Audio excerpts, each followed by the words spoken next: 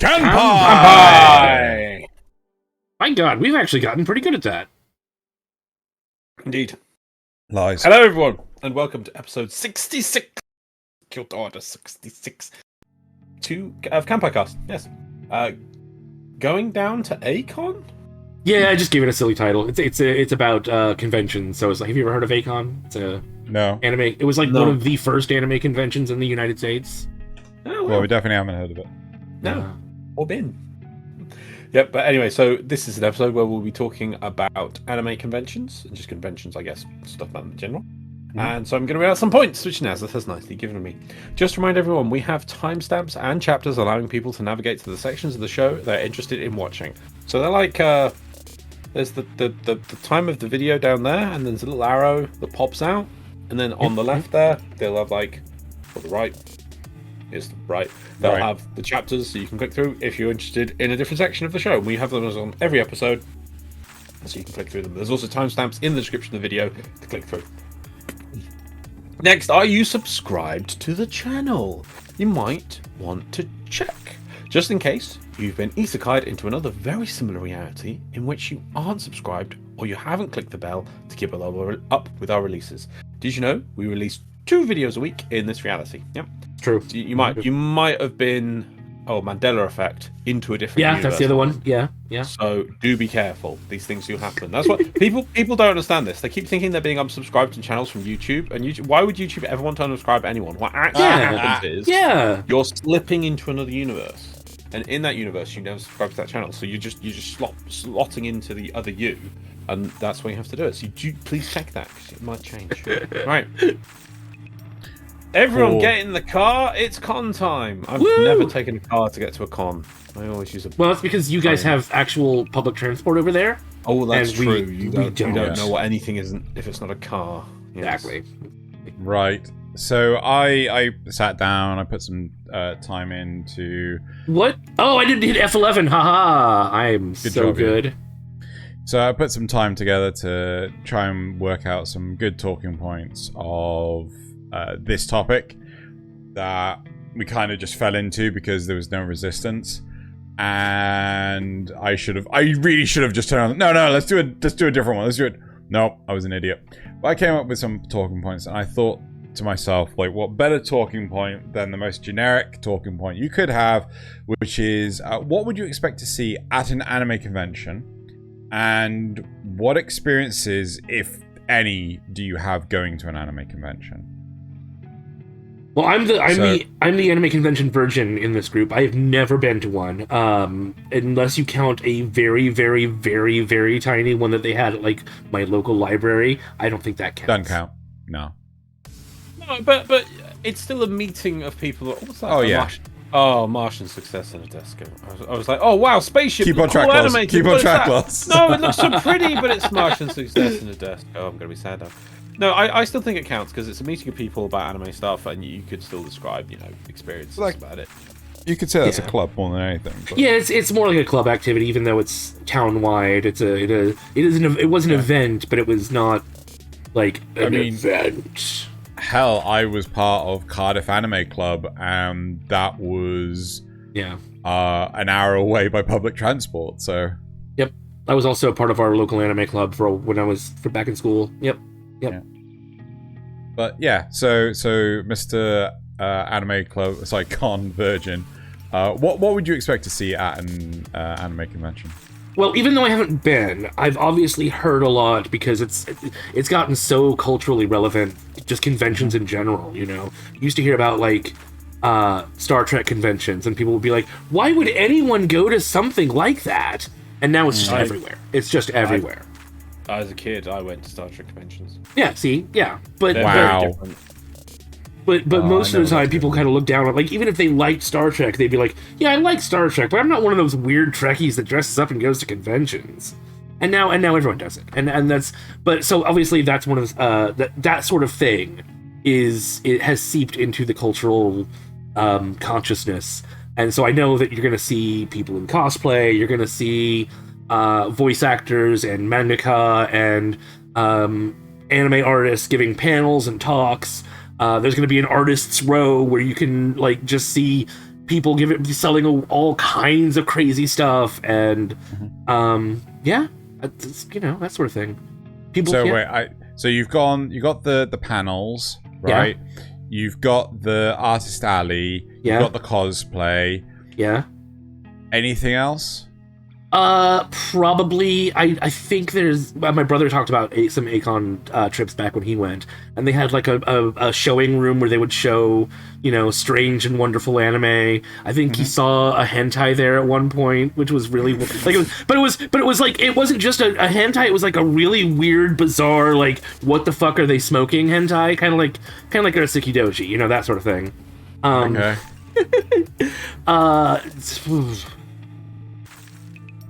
What else? Loz, do you wanna? What would you expect to see at an anime convention?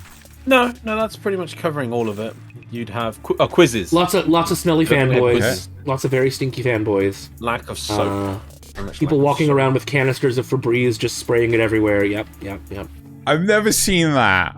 Oh, I heard a story about that from my brother. Yeah. I'd also be concerned about like aerosols and triggering people's asthma and shit like that. So that might be why they don't do it anymore. Right.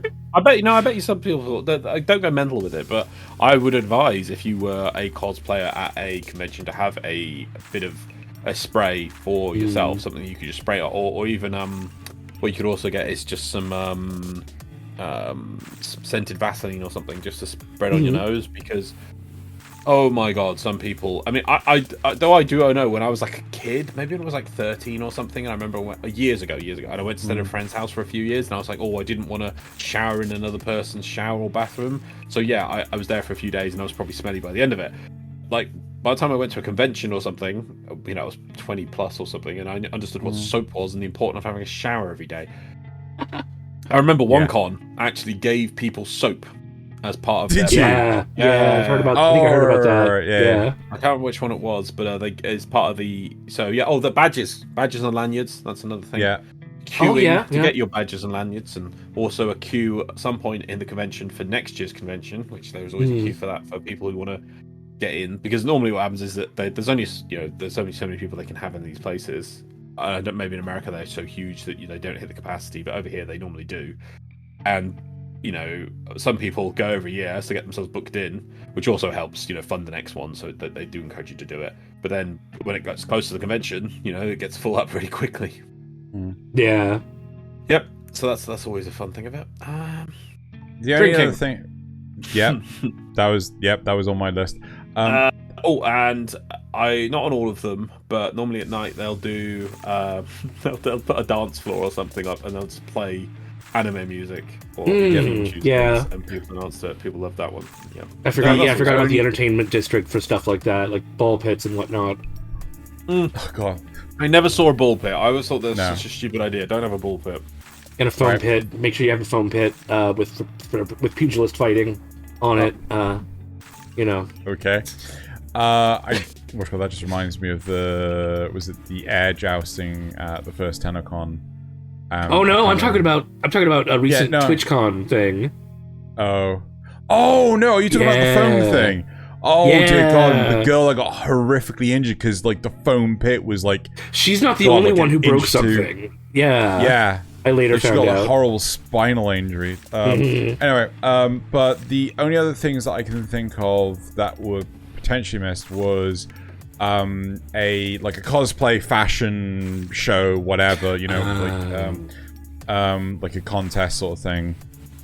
And yeah, you said the artist alley or artist row. There's also the dealer's den. Sorry, not the dealer's den. The merch hall, right? Yeah, I was kind of lumping those together in my mind, but yeah, you're right. Well, certainly in the UK, the artist alley and the merch hall are very segregated. Yeah. It's one of like I feel like one of the big fallings of short. It's where most cons fall short. Is like, here's the merch store. So, oh, cool. All the artists in there. What's an artist? Yeah. We watch and read anime and manga. I mean, one would hope there would be some artists. No, I don't know what an artist is. Go spend your money at the merch hall. you know, more often than not, the artist alley and things get squirreled away. But regardless of that, so where do you guys think anime conventions can fall short? Showing anime and things. Yeah. Now, most ones I've seen too, they'll have about, obviously it's because they've got fill rooms. They've booked like a place for a certain amount of people, and they need things to entertain them with. And I've never done it, but then some people do. I pop my head in, and sometimes people do sit in them. Is that I've never watched anime at an anime convention. Mm-hmm. I just think it's so silly. Maybe if it's there is like, for instance, I do remember attending some of the evening stuff where they do that sort of, as Nasuth was saying, where they'll put on some ridiculous hentai. Just the silliest stuff, yeah. Yeah, there's pink men. Yeah. Oh, I remember that one. But it was all part of sort of an adult themed part of a panel. So you know, they did some jokes, they did some quizzes, and you know, it was just to do a sort of a over 18 event for the con. They wanted to, I remember that for a sort of thing. But as for like during the day, there's like most of the anime conventions I saw would have like 5 or 6 rooms that may have a few panels in, but then they don't normally fill all the panels, and they've got all these rooms, so they just start showing anime in there, and it's just like some people sit and watch it, but I'm like, you do that at home. well, to be fair, I've done that. I have gone to a number of these rooms where I have watched anime, and a lot of the time it's stuff that isn't particularly popular. I mean, you can go to some conventions and then just go, oh, we're showing One Piece. Oh, sorry, the first 2 episodes of One Piece, or the first 2 episodes of Dragon Ball Z, or the first 2 episodes of Naruto. I was like, everyone knows what those are. Yeah. Why are you choosing to show the, like, you know? I was gonna say, if there was something, if I saw one of those and it was something that I hadn't seen, I'd be tempted to do it. But if it's something I've seen before, why would I? Yeah. Unless it's to commiserate with other people that enjoy it, I guess. But that seems, yeah. Again, it was daft. But one year I remember going to a convention here in the UK, and it was the first time I was introduced to, well, it wasn't the first time, it was the first time I fell in love with any of the Kamen Rider stuff. I watched the first 2 episodes of Kamen Rider Decade, and I couldn't believe what I was watching. It was so grim dark, and I was like, wow, this is brutal. I love it.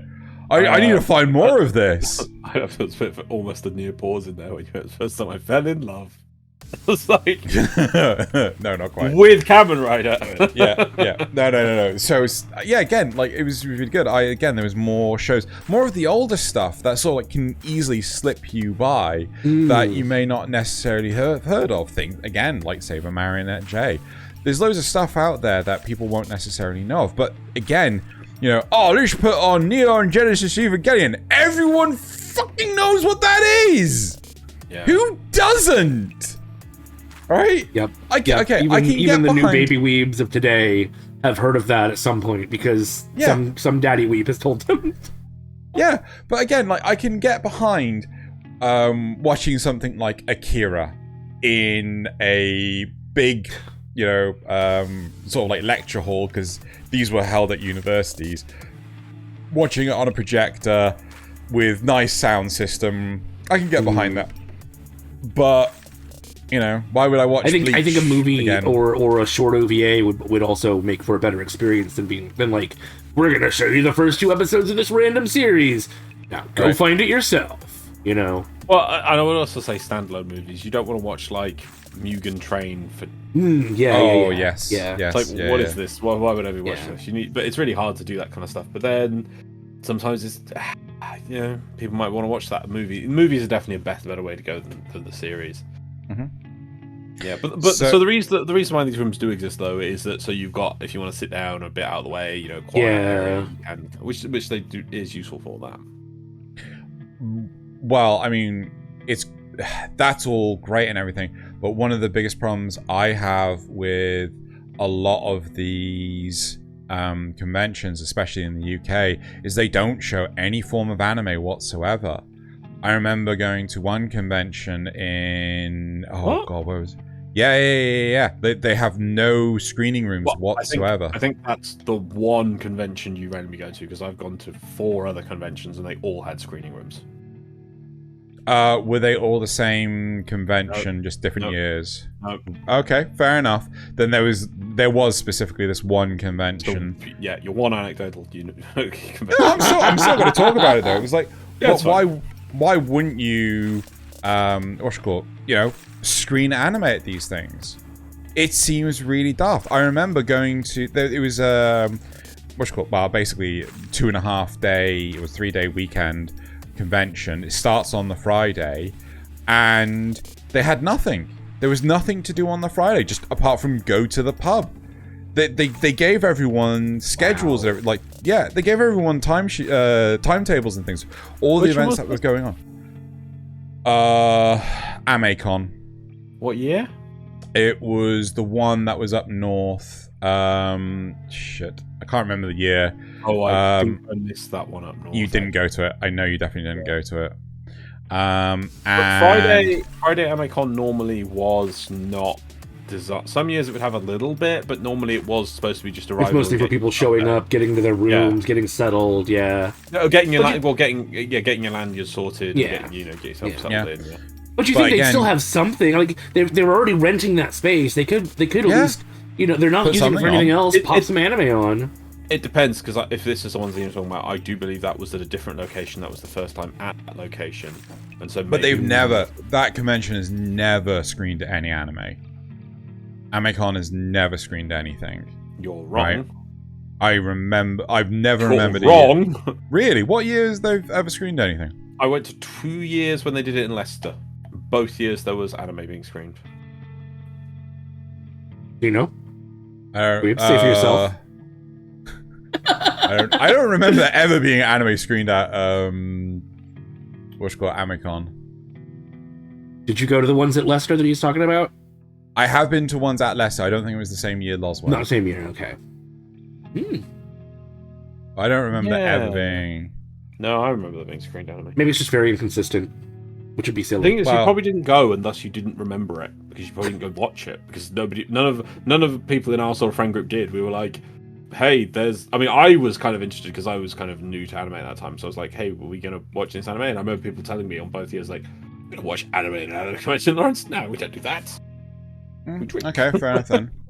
Yeah. But I definitely remember the one up north. They didn't have anything on at all. It was, but again, yeah, maybe as you said, it's a different venue, different. They had nothing to show and things. But that's one of the things. Also, I remember the other convention that I went to a lot in the UK was Iacon, right? They always had stuff, right? From the moment you got there was stuff to do. The convention hall may not. Sorry, not the convention hall. The alley. The merch hall may not open until the Saturday because they spent the Friday setting up and everything. But at least there were panels to go to. There were screening rooms to attend to. There was there was loads of stuff. The artist alley would be open, but the dealer's den. So the dealer's den is when pretty much people would resell their stuff. Right. But but Amacon, like it was just like there was nothing fucking there to do on the Friday. It was like, oh yeah, well we don't start anything because people are still still getting here and things. Well, why have I paid for a 3-day fucking ticket? I might as well turn up tomorrow morning and get the full experience. So yeah. I guess they should have something. Even if it's not watching anime, they should have some games or something there. It's a bit hard for us to blame this thing when we don't have all the definite facts. No, you're right. If you could reach over to and pull over a schedule that you could show us on screen now, Xeno, that proved that they didn't have anything, but at the same time were definitely advertising people to turn up on that Friday, then I'd definitely consider it. But from what I remember, the Friday is considered to be. I know they may say Friday, they just timetable.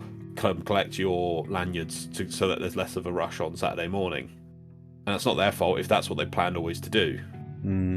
So unless I know you've got a bugbear about this one particular thing, unless you can prove that they did offer, there's definitely gonna be stuff on the Friday, and then they didn't. Then no, they didn't. To keep doing that. They didn't release the timetable until you turned up. What is the name of it again? Amacon.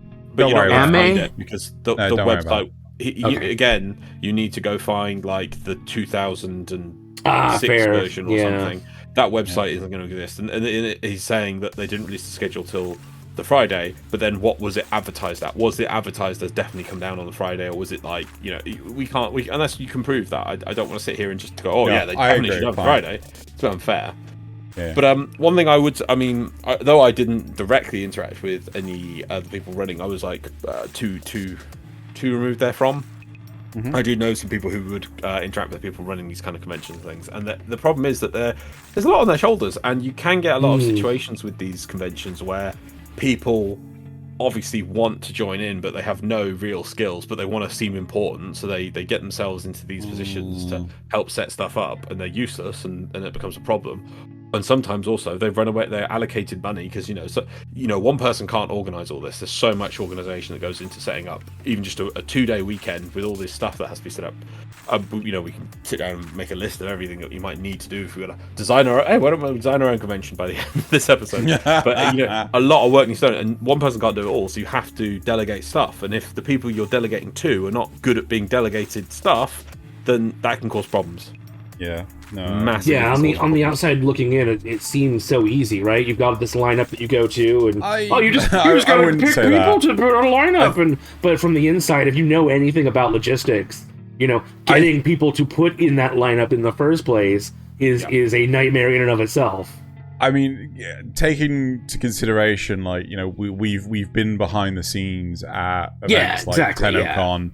And I remember the second TennoCon Loz and I ever attended to. Is like we were literally, we had one person that was constantly ferrying us around from room to room. Like we had no stop time. I think we had like maybe an hour stop time or half an hour stop time around lunch, and then we were just fetched and ferried around loads of places all the time. So if you've got people that are dedicated to just moving you around, right, then it's going to be even more work.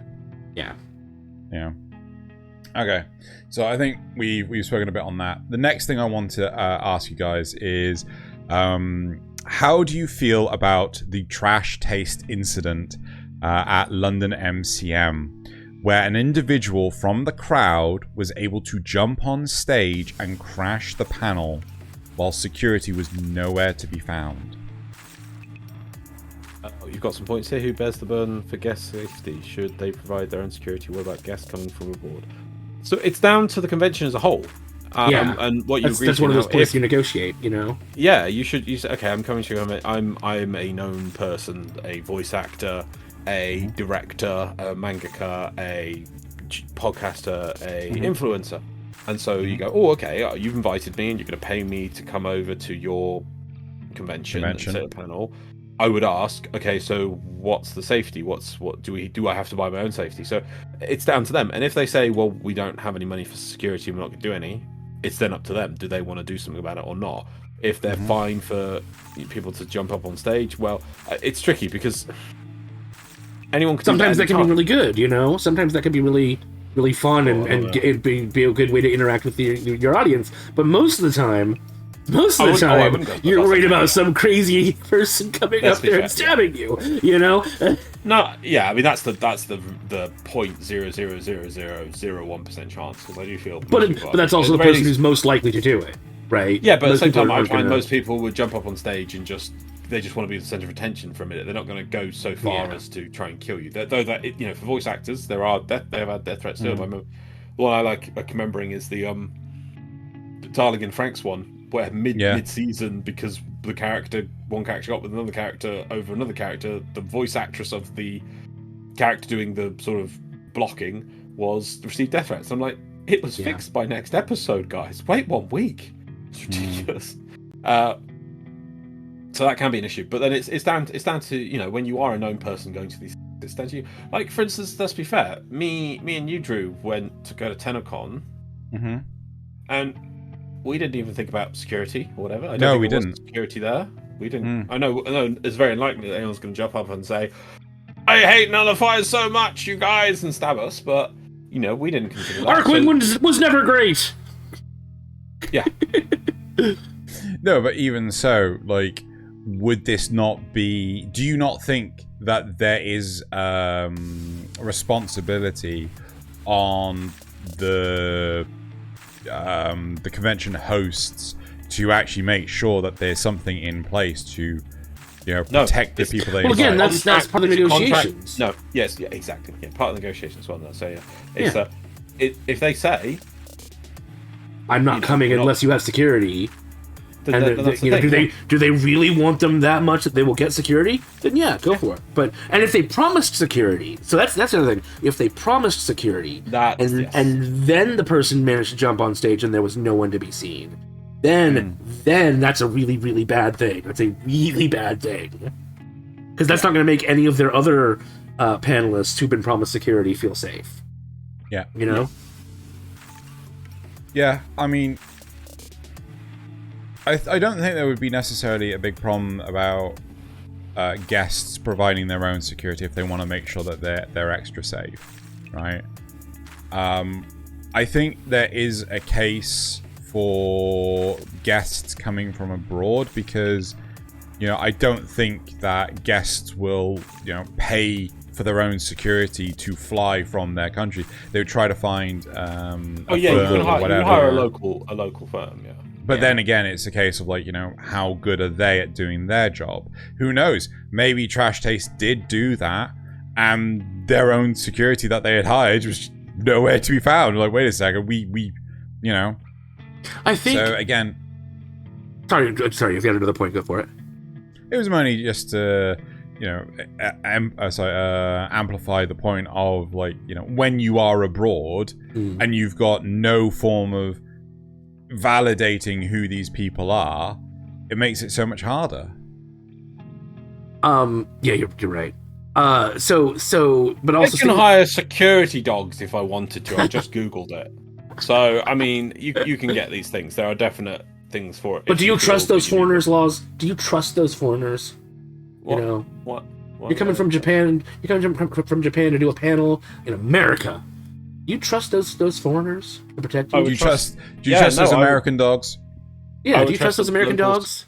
I would trust local security that I've paid for and agreed I have a contract with to deal with a local situation better than my security I pulled from Japan. Yes. Fair.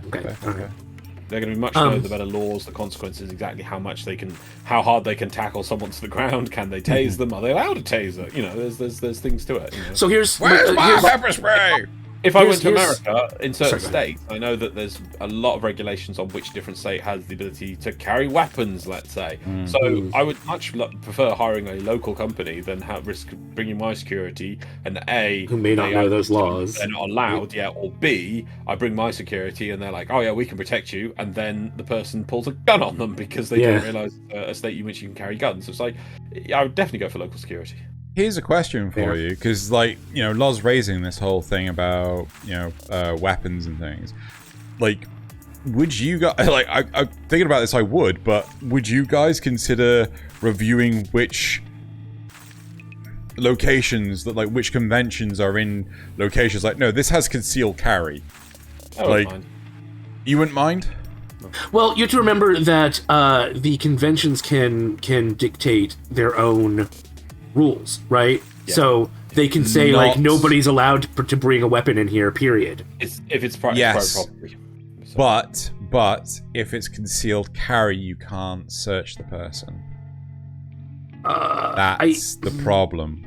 I think you can. I think the definition if you make it part of the private property, because your rights only really extend to public areas. A private company can still dictate certain things. They can't say they can search. You can't search someone looking for a weapon. You can say that as part of coming into our private area, you are to have your bags and person searched. We're not searching for your weapons at all, but we are. And then at the same time, there's another policy that says we reserve the right to eject any person we feel for any reason, including safety or whatever. So what you do is that if you want to come in, you have to be your bag searched, you have to be patted down, and if they find a weapon, separately, we would like. Or if you refuse to be searched. Yeah, they can just kick you out. Right to not entry. Yeah, so those things are allowed, and that's how it would probably get around it. True. So I doubt. Though if you speak in public areas. Yeah, I think you're thinking of the police searching them. Yeah. No. Because I remember distinctly. Of course, the proof is on me. The Anita Sarkeesian. Yeah, this one, yes. Yes. So Anita Sarkeesian was supposed to go talk at a convention in Utah, where concealed carry is legal, and it was a case of, like, you know, she was getting a lot of death threats at the time, and oh god, I'm trying to remember exactly what happened. Basically, she wanted to make it so that no one could come in without being searched, but after talking to security at the campus, they were like, we can't do that, it's against the law. So we're taking her word that security said this, and we know that she's a liar. So, I mean... No, they went on record. No, hang on. Okay, they did actually go on record. Okay, that's fine then. I've got a thing of it from Forbes. Prominent feminist and video game critic Anita Sarkeesian has officially cancelled a speaking engagement at Utah State University after a threat was emailed to the school promising a mass shooting targeting her and anyone who attended the event. That's from Forbes, fact checked. So, I think because it's a university and because it's not it was probably hosted by the university, it probably fell into that they couldn't do those kind of restrictions through. Whereas if I am hosting my own private event, which I pay for access to, I can set the rules. I doubt that this had anything of that degree of restriction on it. Universities are weird because some of them are publicly owned and some of them are privately owned, so it's you're getting to weird, like... Wait, what? Yeah. Oh yeah. Yeah, some of them are owned by the state, and some of them are privately owned. Yeah, and then some that the land is owned by the state, and thus the university only has the freehold license of it, and then that affects the rules and laws. Oh, whoa! I didn't know this. Yep. Are any of our universities like that, Loz? I don't know all of universities and the rules fair in enough. the UK. Fair enough. Okay, well, I mean, so infinite Stratos, infinite such fail potential. Somebody in the comments, look up the rules, the laws, and let us know. Oh, come on, yeah, let's not dig into this rabbit hole any further. But I as we said, I think we agree on it should be agree. If you're a person of note, you agree with like this. You probably contacted the university and said, like, okay, you're going to do this, this, and this, and they said, no, we can't, or no, we're not going to. We're not going to put the security in place. And she said, well, I'm not going to turn up to it. There you go. Yep, there you go. Job done. Yeah, that's how it should be. It shouldn't be on her to go, right, well, I'm going to hire an army to look after me. Yep. Right, okay then. I swear I had another point, but I can't remember what it is. Oh, yes! Should they have security in these speaker rooms? Not just for the speakers themselves, but to keep an eye on for the safety of the audience. Because what if somebody in the audience, starts something with another person in the audience? Should there be security there, and not anyway provided by the convention, despite whether the speaker asks for it or not? It depends on what you define as security, but I think you could have effectively gophers facilitate that role, but it depends on whether or not they'd feel comfortable doing that. Do they feel... So like somebody in the room with a walkie-talkie that calls other people and says, hey, sure. Yeah. They're not covered by anything. All they could do is just ask nicely someone to leave. I've been to... We're talking about all these things like universities and things, whereas one of the oldest ones in the UK, which is Minamicon, it's always, or for as far as I know, for a long time, it's basically books out the bottom floor of a hotel. There's no security. There's no security guards. At the hotel? No, there's no extra security guards. Okay, there might be a security guard on the door as part of the hotel, but there's not hiring additional security for the convention at all. Yeah. And then, wow. They can't ask gophers, oh, can you please manhandle this person out of the room? No. Yeah, the gopher would be calling somebody else, ideally. But in the UK, you just call the police. Yeah. You just call the police right away. You'd ask them nicely to leave, and if they start being dangerous, you just say, okay, everyone get out, and we're going to call the police. That's all you can do. Okay. It's a lot safer in the UK though. I mean, apart from if they're an idiot and have like a knife or a spoon or something, acid attack. They're incredibly unlikely they're going to have a gun. So you're just like, okay, we'll just leave and call the police. Yeah. Okay.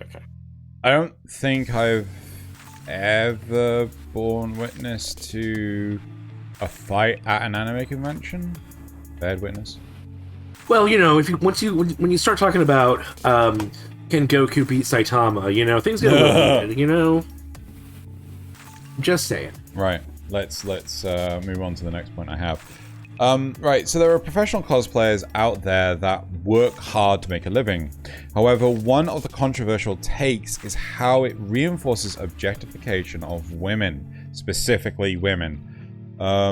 How do you guys feel about this? It also reinforces the objectification of men. Yeah, obviously, I think it's stupid. That's a completely dumb idea. You're talking about fictional characters in the first place, and these people want to stop. I'm talking about the controversial take is about reinforcing the. Yes, that controversial take is stupid. Yeah, the whole take is stupid. I don't understand it. If these people were hired by the convention to dress and walk around, that's then a different issue. If these people are choosing in their free time, they may even be supported by, let's say, Patreon, because some people are, and the resources to make excellent cosplay is not free. They might have to do their job with it. But if they choose and they enjoy dressing up in these certain costumes, and that's what they enjoy doing, and as long as the convention has strict rules on not letting kids and some, some decency standards, like you can't just go around in a tiny bikini, because I know there will be some anime characters like that. You can't go around topless or whatever. And if there's kids at the convention or whatever. And so these things need to be put away. And they could make it, if they wanted, that let's say some more of the slightly risque costumes are only kept for a parade, because that's how they would do, let's say, for weapons and things. Let's say some people had some a suit of metal, because I used to see it for some cosplays. They wouldn't be allowed to walk around in that, because it'd be dangerous, but they would be allowed to equip their cosplay and walk up and down for the I can't remember what it was called. Yumake? No, there's not the skits. Yeah, well, yeah. No, there'll be a term for it. The promenade? The parade? Promenade? It's not parade. It's some. I can't remember what it's called. But the stage. No, that is it would be called the cosplay something, and I can't remember what it is. Like, where it's like, it is obviously a procession of people that go up on stage and come down, but there'd be a used term. I can't remember what it is off the top of my head, but it's the standard one for it. The fashion cosplay show. Something. Yeah, basically, but I can't remember the word that I always used to say. Yeah. But yeah, so you'd be able to have your, sometimes they'd be like, okay, well, we only let adults in this area, so yes, you can wear your more risque, slightly more risque there. You obviously still can be, look at my tits. You couldn't do that. But so if somebody takes their own time to make their cosplay, and obviously it's within these decency standards, which are objectable, and the con can set out whatever they want, then how is it objectifying? These people are choosing to do this. What is the objectification of women here? They're not dancing for money or anything. So we are talking about the professionals, right? They're the ones that are paid to turn up, right? But whoa! What can't now? Now you've made a big statement there. That's what I started with. Okay. Now, like for instance, Blizzard. Or used to pay people to turn up in certain costumes and things. Now, that's a different issue. Are we talking about the? So you're not talking. This point is talking about cosplay. If you're talking about people who are paid to turn up, that's not just cosplay. That's employing someone to do something. That's not. I separate that from cosplay. They're not going to be paid to turn up and compete in the cosplay competition, are they? You're right there. You are correct there. Yeah. So could you say professional cosplay versus amateur cosplay? No, because there are professionors. Like I say, that's why I said that they might be supported by Patreon, and that's what they do. That they take photos. Well, people are still paying them to dress up. Then they're getting paid no, to do but it. it's their own choice. It's their own choice. It's not the convention. It's also their own choice to go here to dress up as a person the convention wants them to. Yes, but it is the convention endorsing it by. Oh my god! It's a big definition there. Right. So is this? Are we just? How would you decide? This is just paid for dress up. Right. No. Well, I've got those two things. So which are we talking about now? Are we talking about people who the convention? The convention has hired them. Hired actors to dress up and wear, like you find at BlizzCon or something. Yes. Have they hired them as a cosplayer and they choose what they wear, or has the convention told them what to wear? I can't answer that. That's my next point. However, they have been hired to turn up in costume. Now, this is where I mean, obviously you're wanting on these blankets, and most people would give you a very vague blanket statement of like, oh yeah, it's terrible, it's demeaning to women, all this other things. Like, well, hang on a minute. Like Naz has just pointed out, were they told, can you make a costume of Tracer?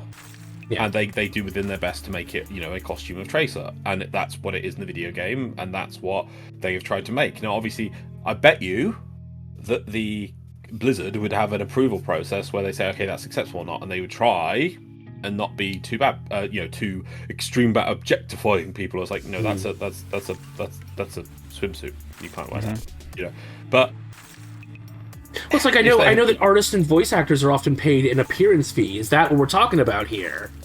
Or he's trying to do that obfuscation. I'd say, and my point I was trying to get to was that it's a case by case basis. You can't just have this blanket thing of it objectifies women. Any woman dressing up even slightly sexy. It's slightly sexy that objectifies women. It's just it's ridiculous that the pendulum has swung this far. It's like any implication that's all sexy is now just that's terrible. It's objectification of women. We have to stop it. It's like what women? Some women. Well, if this is why I want to separate out the people out who chooses to. Some people enjoy this. They enjoy putting the effort in, making an amazing cosplay, and then enjoy the response they get from people who they go, this cosplay's made. Can I take some photos? That cosplay looks amazing. You did such a good job on it. That gives them a boost, It gives them a boost. It's something they choose to do, and it's like this is. I feel such meaningful in my life to do this. So are you going to say, no, you can't do that? Why? Because you're objectifying women. And then the thing is, when you say objectify women, where do we draw the line? I can see your ankles. I can see your wrists. So the wrist. Smut. What smut this is? The wrist. She must be fully hand holding. Oh my gosh, this is perverted. Lewd hand holding. Nasuth. So Loz has a really steamy in here.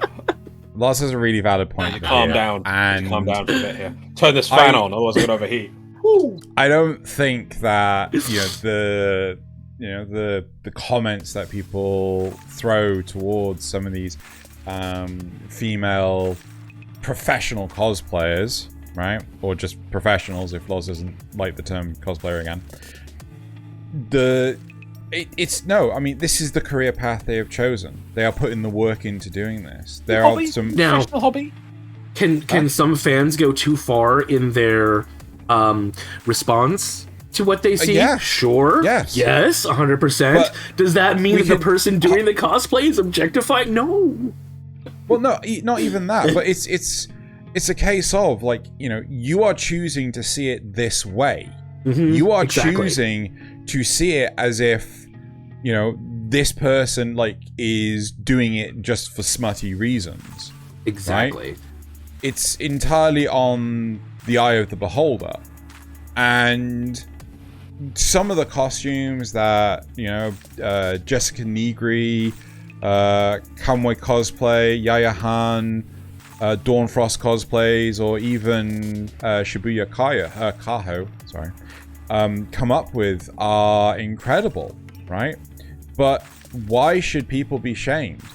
Should I be shamed for doing a Kamina, even though I am as rotund as a barrel, right? So I mean, I'd rather see you do Sailor Moon just for the laughs, but I'll take it. But no, but the outcries, how are they justified? Now, right?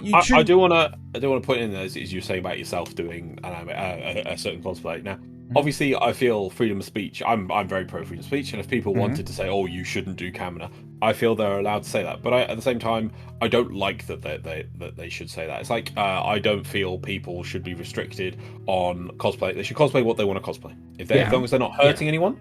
They're free to say, forcing anyone to come watch it. It's like, you must look at my cosplay. You must take photos of me. Like, okay, no. They're free to say that you shouldn't do it, and you're free to say that they're very small-minded and stupid. Yep. Yeah, and that's why it should go both ways. You get some people saying that you're not allowed to cosplay a certain character because you don't have that body type. Or you're not naturally that eye color, or you're not naturally that skin color, or you're not naturally that this, that, or the other.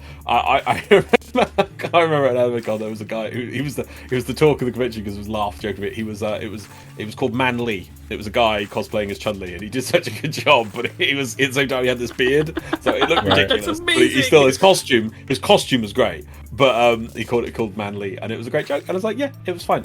Obviously, if somebody wants to complain about it, I say they can, but as now correctly pointed out, they can say what they want, but you can say how much they're an idiot as well, and that's what it should be. They should be. They shouldn't be. They're allowed to. Also, the person is allowed to express themselves by cosplaying whatever they want, as long as it's within decency standards and of whatever is set, and then natural decency standards. I can't walk around naked outside. Or whatever the convention is set. So that's how it should be. I have seen like some costumes, quote unquote, which is just basically body paint and nothing else. Yeah, again, see that you're not allowed in the convention. It's like, oh, but my costume is fine. It's like, no, you are just wearing paint. Yeah, but I'm not revealing any skin. I am completely covered. No, you're wearing paint. No, but my skin is covered in paint. I'm wearing paint. Ah. Yeah, I'm wearing paint. You can't actually see my skin. No. He's like, you're not wearing paint. You are painted. Yeah. There is a difference. Yeah. So again, I think that it's down to convention. Personally, I think that sort of like I'm painted. It's like you're basically naked. You're not wearing anything. Quick, get in there before you catch a cold. I do think though that there is something that to be said about. I can't believe you haven't. I do think that there is something to be said about respecting the professionals as people as well, because yes, they are there paid for by the convention to be dressed up and things. It's like, if we went to TennoCon and you see people professionally dressed up as some of the Warframes, right? But at times, they need to take a break, right? They're wearing these costumes and they're more than likely going to be overheating, right? Again, we've seen that. Yes, they're there to entertain you, but they're still people. Yeah, exactly, right? So I do think that I remember a number of times when professional cosplayers would turn around and it's like, please, if you see me sat there eating lunch, leave me the fuck alone. Yeah. So yeah, but okay then. I don't really have any follow-up to be on that. I do feel though that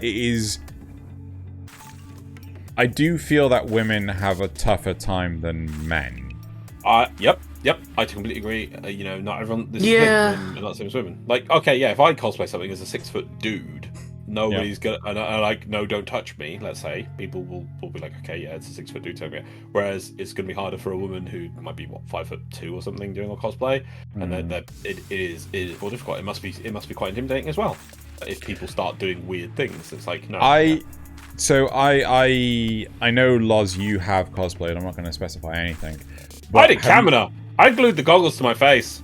The glasses, yes. I got Kamina. You've seen Gurren Lagann, Nasuth? Oh yeah, I love Gurren Lagann. Yeah. Oh. I did a Kazuma cosplay. The cape. I did two. First year I was just a bit of a mess. And I just did it. Kamina, not Kazuma. Kamina. And then the second year I redid the cape. It was amazing because the first year I had issues with the chain and it being a bit weighted and falling down the side. So I refixed all that. So that cape was amazing. I think I still got that cape. It's bloody amazing. The wig was the weakest thing. If I got a better wig, I would be proud of those things. But it was back in the days that wigs were expensive back then. I bet now you could probably get a Kamina wig. Oh, I bet they're still expensive. Oh, but no. You said no. I bet you on Alibaba or something. I could get good cosplay wigs or better. You have better access. It may only last 1 year, but it'll work. Oh no, but what I had was horrible. I had to gel it. I think I glued the hair to make the spike and things. It was awful. The wig was the worst bit of it, but the cape was amazing. The trousers were amazing. I had the sandals were amazing. I made the belt. I made the belt actually. Yeah, I had to punch chunk little rivets into it. That was great. And then I got blue permanent markers to do. I was going to say it was the hardest thing. I don't know how the thing was because I was wearing the cape over it all day. Like my sweat would just remove. I back then I even looked into it. Like, is there some form of permanent body paint that doesn't go into the sweat? But some of it still remained, and I would top it up with a pen during the day. It was great. It was great. If I only had the wig, it would be amazing. Oh, and then to get the goggles, I had a piece of acrylic, and I super glued it to my face, so I'd always be looking up. Yeah, I got a frame from glasses for the nose. Yeah, I got a swimming grip thing, and then I glued the frame to the frame. And then I glued that to my nose to give it some stability. And I always look up. It was brilliant. Those goggles were perfect. So the question I was going to ask before I went into the amazing detail. Did you ever get glomped? Did people just randomly run up to you and hug you without permission? No. I don't remember people doing that. No. I remember one time I did that, and there was this girl who just followed me around and just called me Anarchy, and was like, "Oh, I need to carry my bag." It's like, "I'll carry your bag." I was like, "Oh, that's amazing." Really cute. It was so that's cute. amazing. But no, I don't remember. I don't remember anyone like just glomping me without permission or something. Yeah. Yeah. So the first ever cosplay I ever did was Bleach from Ichigo. And you mean Ichigo from Bleach? Ichigo from Bleach. Yes, Bleach from Ichigo. Yeah, Ichigo from Bleach. Sorry, my bad. And yeah, I got glomped several times. It's just like, am I getting off me? I think it's a height thing. I think because you think it's a height thing? Yeah, that's potentially possible. Yeah. So that those 2 inches, that is enough to, You look more like a young Santa Claus, and that makes people happy. Now, I didn't have a fucking beard then. Okay. Right? Huh? I said, okay, fine. Don't worry, I doubt you will glump you now. No, I'm glad. Don't glump me now. I'm glad. But yeah, wearing that cape was amazing. It did the whole thing. That cape was beautiful. Oh, I did the flames at the bottom. The symbol could have been bigger, but that was a tricky thing. I had to get it. I think. Yeah, sorry. Go ahead. No. That does sound amazing. Do you have any pictures of it? No, I don't know if there is pictures. I'm not going to look for pictures, and I refuse to see any pictures of it. Anyway. Okay, so the way I run it is I let people take pictures of me doing anything as long as I don't have to look at them. I'm sure. Okay. I think they're probably on Facebook, if anywhere, if you want to go hunt them down. But no, that's fine. I don't want to put in that much effort. I bet it was amazing. In 20 years' time, I'm going to wish I had these photos or whatever just to remember it by. But now I'm like, no, please don't let me see them all. Right. Okay. I had one more. Go on. Oh gosh. Oh yes. So one of the reasons I do hear a lot of stories about women getting approached, and I think that's a relatively large thing in the anime cosplay community. And part of me wonders if it's because a lot of the female characters in anime are very approachable, right? And so part of me wonders if people see the character and they're like, this person is like the character I know on TV because they're wearing the thing, and so they're more open to approaching them. It's quite possible that is the case, because one of the big problems I have with, because we reveal our faces and we talk a lot on the internet and things, whenever I'm introduced to someone face to face and I've only ever heard their voice, I do have this sort of standoffish nature. It's like, I don't know who you are. Yeah, exactly. So I can very easily imagine the inverse being like, I know you as a character. I know so you must have that same mentality. You are like, Ichigo from Bleach. Sorry, Bleach from Ichigo. And I can very much envision that being the case, and not really seeing that, no, this is just a dude dressed up looking like this. Yeah. So yeah, that's the, I think, the crux of it. It's, I mean, hell, I had, well, whenever we went to TennoCon, people would introduce, it was very weird having this one-sided relationship where they knew more about me than I didn't even know their name. Yeah. It feels weird. So, but what can you do about it? You just get them to sit down and just chat. So, yeah. I actually want to jump to the next one. Oh, the one after this? So, yeah. So, one question I have for you guys is, San Diego Comic-Con is notorious for having lines that take most of the night to get into the convention hall to attend a single panel. Loz and I have... Yeah, no, seriously. You basically have to camp out most of the night in order to actually sit any of the Marvel panels or anything like that, right? And you get to see the one panel and that's it, because the convention lines are just so damn long. Okay, so is it only for specific panels like that, or is it every panel? I can't speak on that behalf. Okay. I assume it's specific panels. Okay. Right? I imagine some of the lesser known panels. That's still, man, that's... But, Loz and I have experienced something similar at Gamescom, where we had to wait on average of 3 hours to play a 30-minute demo of a game. should convention hosts be allowed to have such extreme numbers for attendance, forcing people to queue for such ridiculous periods of time? No, they shouldn't. That's stupid. If they think that's a good way of doing it, then I think they're wrong. What they should have is a lottery ticket system. I do not. I just think. I mean, unless they think this is the right way of doing it. I mean, overnight queuing. That's just ridiculous. I'd say it's ridiculous sometimes because I'm just shocked by this. And I'm just want to point out, I am British. I do think I do agree in queuing, and queuing is good, and this is a good amount of queuing. But queuing needs to be for a reason at the end when you get there. This doesn't need to be, because it's going to be. I bet you.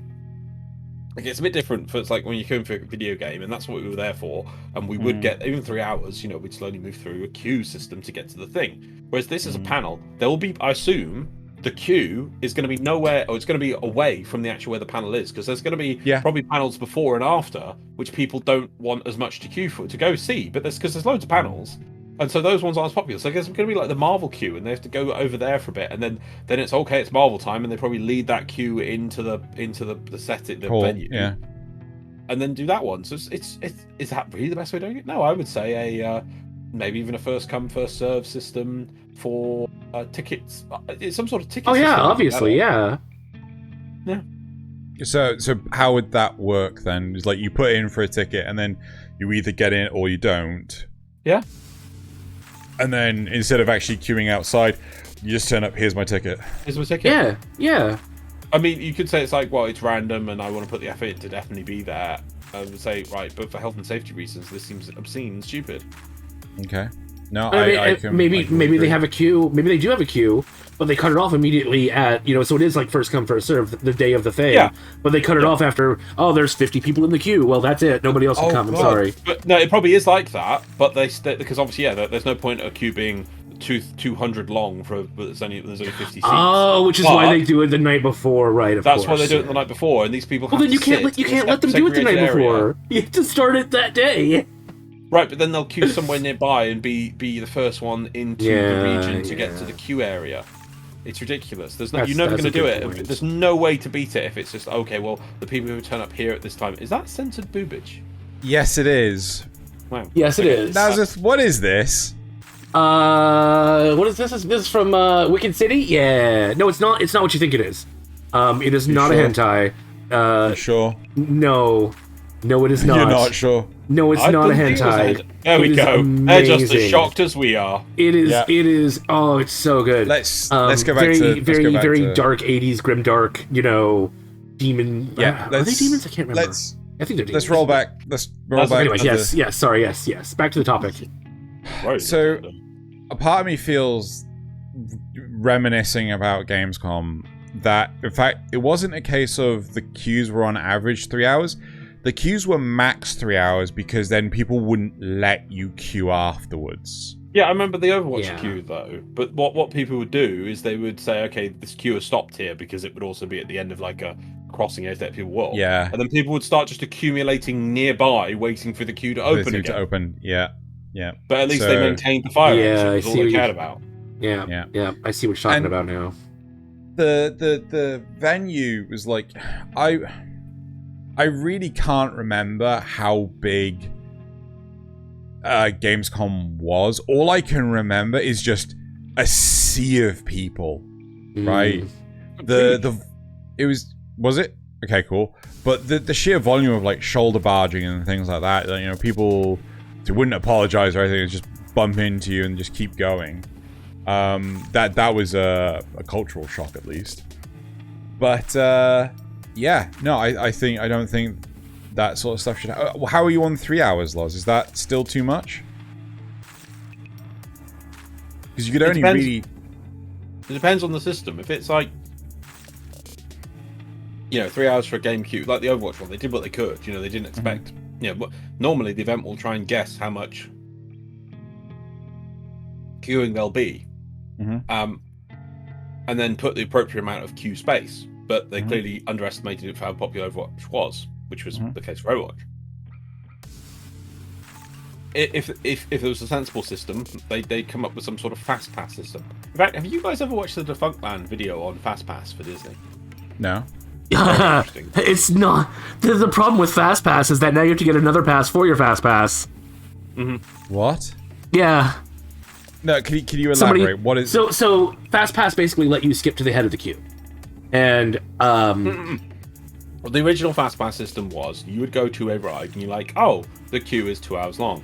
Well, I don't want to sit here for 2 hours. I will gladly return later. Right, okay, you submit your ticket into... This is the original one. This is like in the 90s. You put your ticket into a machine. It would give you a thing that says, okay, please return here in 3 hours' time, and you can go straight to the front.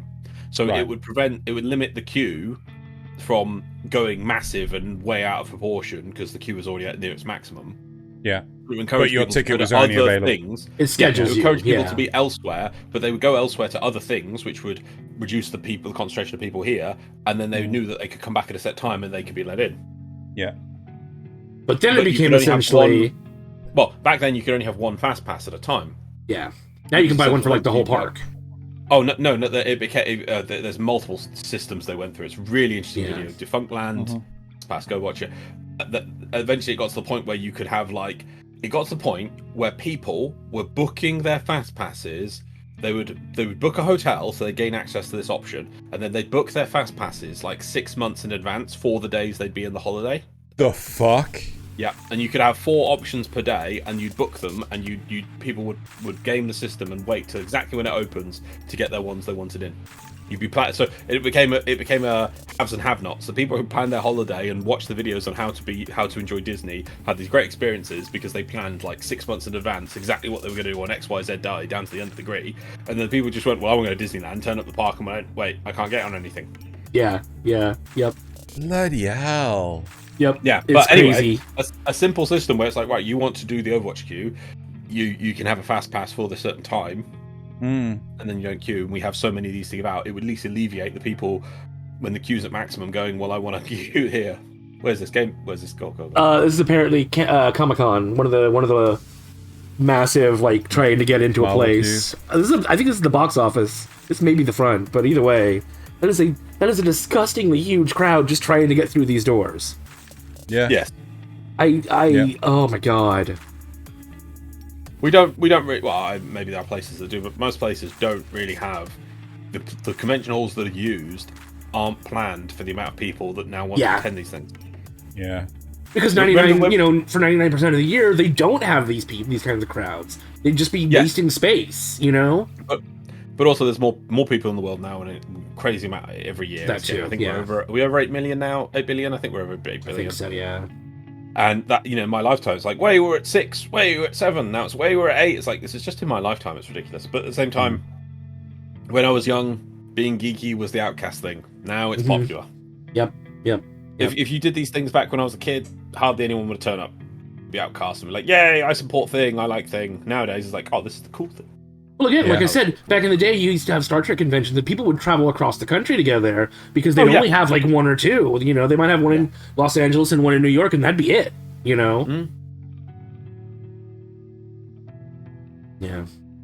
No, it is kind of crazy. But yeah, gosh. There are definitely crowd safety issues. There's definitely what if there's a medical emergency? Yeah, I see that one. That was one of your questions. And how are they going to get paramedics in there with all their equipment through these massive crowds? I assume that they would move out. The people would try to move out of the way, but at a certain point, when they're packed in that tight, The only thing I can assume is that paramedics are already on site, right? They are positioned in where there is a potential. They're positioned in such a way that they can get to any one place as quickly as possible. Maybe it's a case of ushering people out of the way so that the paramedics can get through. But you've got to have paramedics on site for these gigantic events. Because if someone goes down, the last thing you bloody need is trying to get a gurney through, a stretcher through, giant fucking crowds of like 20,000 people. Yep. So it's going to be I agree with what Loz is proposing with either a lottery system or even some kind of fast pass. But sensible systems. The thing is, so bigger institutes like say like Gamescom probably could implement that sort of thing. But then this is yet another thing for a convention to try and introduce. And smaller conventions or even just medium conventions, there's a lot of work to do. That's another system. Other third-party people they have to get in to organize and run the system. Make sure people can't cheat it or abuse it because people will. Yup. People will always find a way around. Okay, so I got this last point that is unfortunately contradicted because Loz and I remember two different, very distinct things. Oh, we don't have to go over it if you don't want to then,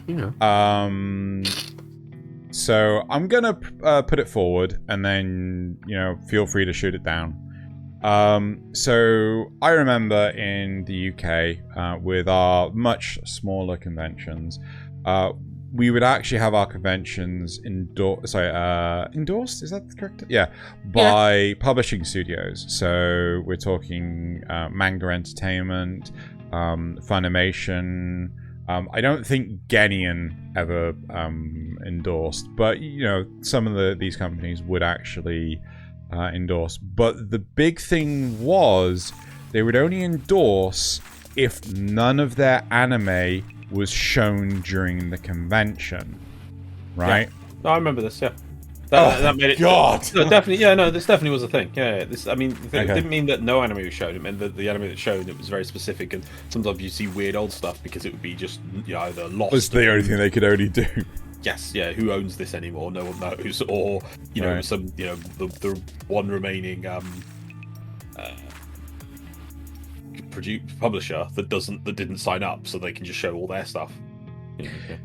How do you feel about this? How do you feel about publishers saying like, "Oh yeah, we'll provide financial aid, but you can't show any of our stuff"? Does that make sense to you? It's a choice. Normally, it wouldn't just be financial aid. They'd actually do a lot more than that. They do things like have the actual people organize. I remember one time, whoever released the Gurren Lagann in like the West, the DVDs. It was either ADV, which eventually got consumed by Funimation, or it was just Funimation. Yeah, and so what they organised is they had the people who were setting that stuff up and going to do the publishing, because they asked like, "Okay, guys, we're going to put a soundtrack. What do you guys want in the soundtrack?" So they asked everyone in the crowd. Intro. Yeah, oh yeah, and they said, it was like everyone asking for like 6 different remixes of Rah Rah Fight the Power. It's like, all right, we're going to put as many as we can in. And they also got some of the voice actors as well to join the panel. So that's the thing, is that they can get the voice actors to do it. So it depends down to things. It's up to the convention. If they want to take the money, but then they're restricted on what they do, and they think that we've got these other things we can get people entertained with, that's up to them. But if the publisher's saying, right, okay, we're going to support you, and we'll organise some people coming to do a panel to replace you just showing the anime, which would be much more interesting and unique than just putting our anime on, then that's how it should be. I would be like, yep, there's no problem with that, because the publisher's saying, oh yeah, so we think it's great, and obviously it's going to help our sales, so we'll give you this interesting thing, these interesting people to talk to. Yeah, I'm much more into that. People ask questions, and people are like, oh wow, that's really unique. I've got to go to that panel to see that voice actor, or to talk to this person who's organising this, or and there would also people who would ask, oh god, what other anime would you like us to they ask questions like that, and people would yell out stuff and like, okay, we'll see what we can do. It'd be interesting. You get to actually meet these kind of people. Yeah. But it's that, again, it's down to the convention. If they need the money, then they take it, then they've got to entertain people otherwise. But I like that the second idea there, where they take the money, or they pay them a support fee, and then they also send them a panelist, panel group or whatever. I think just giving them support and then not letting them show any of the anime, just on itself, just without that secondary object. If it's a lot of money and it lets the panel. But I also think it's kind of. I think it's the company kind of shooting themselves in the foot there, because they get free. Well, not free, but they get promotion by having their anime show. But no, it's great. You're literally it puts you in touch with the people who are buying your product, who want to buy your product, and you can ask them everything. It's also you can ask them questions. You get asked questions. You can ask questions back to your fans, and you can have a chat with them and see, well, what would you buy? What special edition did you buy? Oh, you really love this show. We actually released that show on DVD. Did you buy it? Oh, you didn't? Why? Was it too expensive? You can ask these kind of things. So it's always good. I do remember some of these people come to and they what was this, a voice actor or something? It was was this thing, and they were almost like the I can't what was it, Minami or something? I know, but it was like they were there for the opening ceremony and the closing ceremony. It was always with this person. This person was well into it, and they were having great fun, and it lightened up the convention having that person there. Yeah. The one, okay, so there was a few voice actors that I can remember. Monica Rial was like nearly always there, but the big one I remember being like the talk of the town was Matt Mercer. Like, I remember I don't know how much Loz remembers, probably a lot. But when we got to meet Matt Mercer, we didn't know who he was. Oh, actually, no, sorry, correction.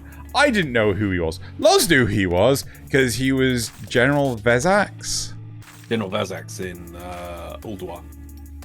World of Warcraft. And he gave us a rendition, I think, of it as well, didn't he? He may have given it to you. He may have given it to you. But I asked him, I think, and he did it. Yeah, wow. And what's it called? I just the number of times Loz would go, do you know who this is? This is General Vezax. It's like if I ever met Bayhex voice actor, I'd be like, oh, you gotta do the voice for me, man. You gotta do the voice for me. Yeah. I mean, the voice of General Vezax is like, it's a gibbering monstrosity of ancient. Oh, nice. It was like the time has come. Really good. He really went into it. It was great. Nice. It was so good. But Matt Mercer, he was, oh my god, he was such a character. At one point in time, he jumped up on stage and was wearing a princess dress.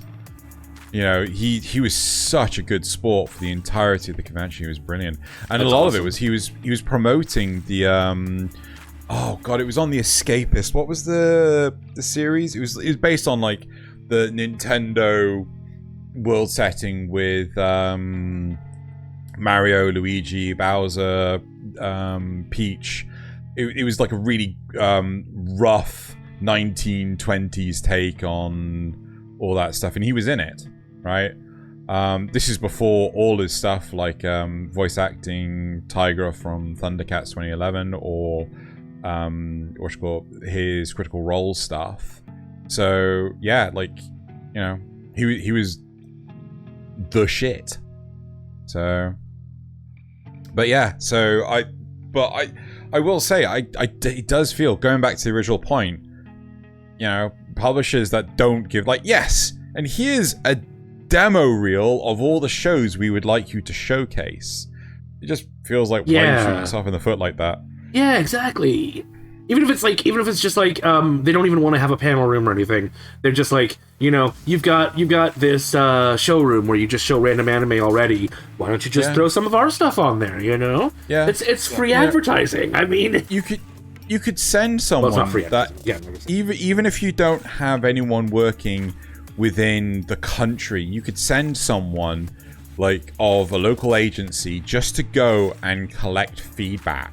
Yeah. Yes. Right? Yeah. But, again, I remember that's what focus groups are for, though, Xeno. We don't want to just have random fans. We want to ask specific people who never watch anime what they think of anime. Yes, clearly that's the best. I remember, again, like I was I think there was a panel where I want to say it was Crunchyroll, or it may have been another streaming service that was coming out at the same time. I want to say it was a different one. And one of the questions I asked him was like, well, how do you decide what anime to put on your platform? Because there's so much good stuff out there, but not everyone's gonna like it, sort of thing. And the guy just basically turned around, point blankly, just said to me, "It's like, oh, it's just me and my mates. We just decide, what to put up there." It's like, wait. So you and your mates, like-minded individuals. I don't think it was a I think it wasn't a platform. It was the licensing company. No, it was definitely a platform. It was a streaming platform. Wasn't it Bees? I swear it was Bees. Yes. Yes. Yeah. Yes, like, it we know was. what we like. Yeah. It was like what? No, you were right, Loz. You were 100% right. Because it was like, you know, there was so much good stuff out there. It was like, oh, no, you're right. You're completely right. Yep. There was, they're gone. They fancy that. Collapsed. Fancy that. Yeah. Yeah. Well, it's not good they collapsed, but it's good because we're not demeaning a company, you know, or saying something they wouldn't like to hear. But you know, a company could sue us. But yeah, they were just like, okay, we just do what we like. Yeah. And it's like, okay, that's fine. But if you're trying to run a business, yeah, it doesn't always work out well. Just, you know. But anyway, right. Those are all the talking points I have, based on. That's not the right. So now, hang on, I've got one section. Go for it. If you Nasuth obviously hasn't been to any conventions. He can Nasuth can pitch to us any questions he would want answered before he went to an anime convention, and then me and Xeno could probably give some advice for people who may have, now that COVID, the majority is starting to calm down, and in the future there are more and more events, live events. I mean, for instance, I assume there's probably going to be a proper Tenocon next year, for example, hopefully. What advice would we give to somebody going to an anime convention? That we would like. That we think it would be good for the love of God, invest in fucking soap. Like, just take shower gel, take shampoo. Like, you know, are you allowed? We're talking. Are you allowed to bring water with you to drink, like water bottles and stuff? Yeah. Yes. Okay. Because I was gonna say, I doubt they have places in there for you to just, you know, get free water. Do they? I know the Tenocon one definitely did. They had a water fountain. Some of them do, because I don't know in America, but in bars in the UK have to be able to give water out for free. Yeah. Okay. This isn't tap water, but our tap water is drinkable. Oh yeah, but that's that's fine. I guess that wouldn't necessarily be so fine in some places in America, but you know, most places it's still all right.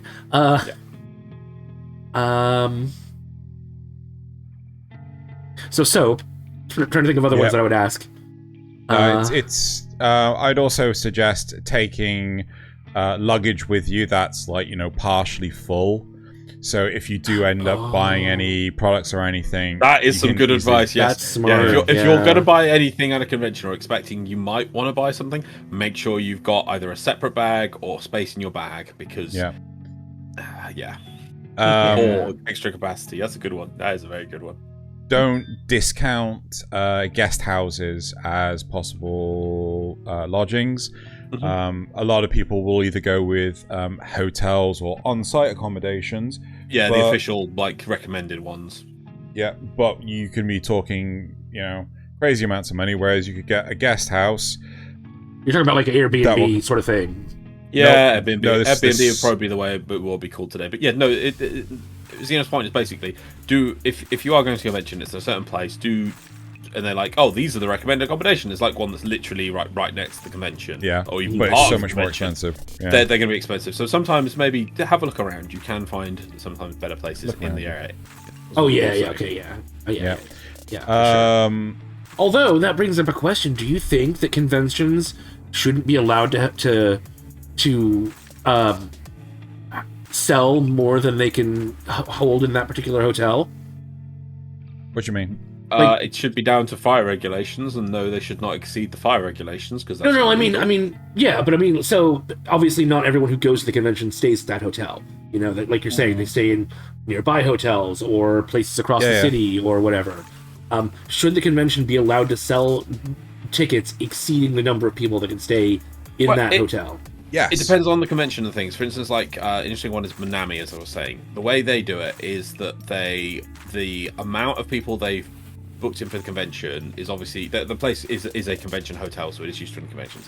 The amount of people they have is less than the fire capacity for the area, for the lobby and things, because there might be people who obviously coming and going. They don't book up the entire hotel to the actual storage of the hotel. So there'll be people coming and going. It might be like a football supporters might come in, like 50 of them in one pack. So they're nowhere near the capacity for that. And then I sometimes did this for some years. It's like you can what was it called? What was the term? It's like cheap con or fail. You can fail con it. So you could go to the hotel and you could sit in the lobby. You could go to the bar, even though the convention people will be coming out to the bar, coming out into the lobby, going into the lobby up to the to get dressed or whatever at different floors or whatever. But I couldn't go into any of the convention areas. For the where the panels were, wherever. But so hanging out in the communal areas rather than actually right watching the cosplayers come and go. Yeah, all the people, if they had the lanyards with the cards on so they could get into places, but I could still meet friends or whatever who were at the time. But that was because you didn't have a ticket to attend. I didn't want to buy it. And I think it was too late by that point. I was like, okay, I'll turn up. Okay, fair enough then. Interesting. Is there any other points to... I think also, like, check out the things you won't necessarily think why would I go check out this anime and things like that. Again, some of the stuff that I have seen is only because I just I got opportunity, I'll check it out. Does that make sense? Yeah. Yeah, is there anything that you would avoid, like anything to keep an eye out? So don't do overpriced stuff that normally you might get suckered into buying. This day and age is pretty easy that you can take a phone with you that can instantly check prices online, so that you might see something rare and exclusive, and you might let me just check how much that costs on certain websites. Prepare for that kind of stuff. Set a budget. I would say is fine.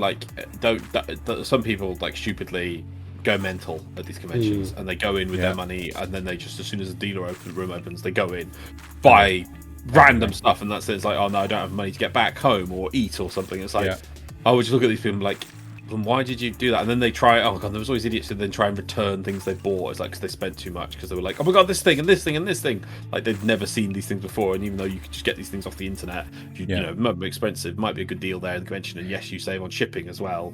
Also, don't set a budget.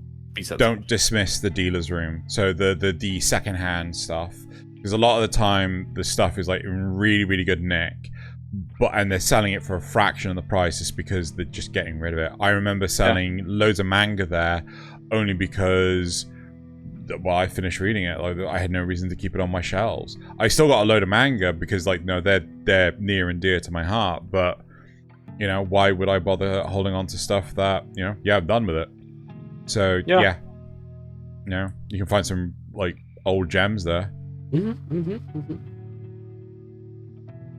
Okay, so if I'm going to give some advice, once again, I do want to reiterate it, because we said it before, do be cleanly, do be, try and make yourself smell nice, do brush your teeth, and you might think it might be being weird about this, whatever. No, you should, in reality, conventions can be, during the day, you might be like, okay, well, I washed before I went to the convention. No, you got to watch, in my opinion, wash every day, because conventions can be long, they can be very tiring. You're gonna get hot, you're gonna get sweaty. If you've been sweating all day, you're gonna need a shower. Yeah, you might be standing up, you might be walking, you might be doing stuff, and it doesn't sound like you would, but they are still quite tiring, so make sure you take some soap with you, make sure you wash, please. I've also, don't expect the venues to actually, take a towel, right? Take basic toiletries. Because don't expect the venues, unless it's like a hotel, right? Yeah. But I remember one of the conventions I went to, I'm like, I'm so glad I brought a towel, because they didn't, put one in the room. But then these are things, this is how planning ahead helps, ask these kind of questions to them, because you're able to do that beforehand. One piece of advice. So the convention I went to that was way up north, they put me, so I stayed on site, they put me right next to the front door of the lodgings I was staying in. So I heard basically the two airlock doors just constantly slamming as people coming in and out. I had people, again, I was on the ground floor, so I had people walking past my window where my head was, effectively shouting their heads off. The very next morning, I went to the venue, not the con, right? I went to the venue and I said, look, I had such a terrible night's sleep last night. Is there any chance I could get moved? They moved me to the top floor of the same building. I was the only one on the entire floor. What the fuck? Second 2 nights, I had perfectly quiet sleep. I thought you were going to say they moved me to the second floor, and this time I was right next to the ice machine, and all night I could hear people walking by getting ice. No, it was great. So if you are in a difficult situation, don't hesitate to ask. Yeah. Right? You know, all they can say is no. They can't go like, how dare you ask? Get out! Yeah, and then like send you away from the actual convention itself. I mean, yeah, you're a customer there, and 9 out of 10 times these people are going to want to try and help you if they can. I was so thankful when they moved me. So thankful. But how do you? I assume it gets really, really hot inside some of these places. Just by the sheer number of bodies in there. How would you deal with like the heat and stuff? Do you just deal with it? Do you just like suffer through it, or do you have any tricks that you bring with you, like a pocket fan or whatever? I don't know. I don't think it's ever been that hot inside. It's all typically air conditioned. You know, even TennoCon, when it was 38 degrees C outside and everyone was sweating buckets, inside it was just like, yeah, nice and air conditioned. Wow, okay. You know, so I can't really think of an instance where that wasn't the case.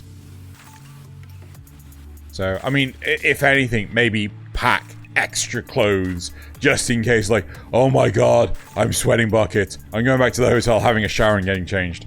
Yeah. Yeah. Maybe brought warm clothes because it's in a cold area and it turns out to be warmer inside than you thought. And yeah. Always bring layers.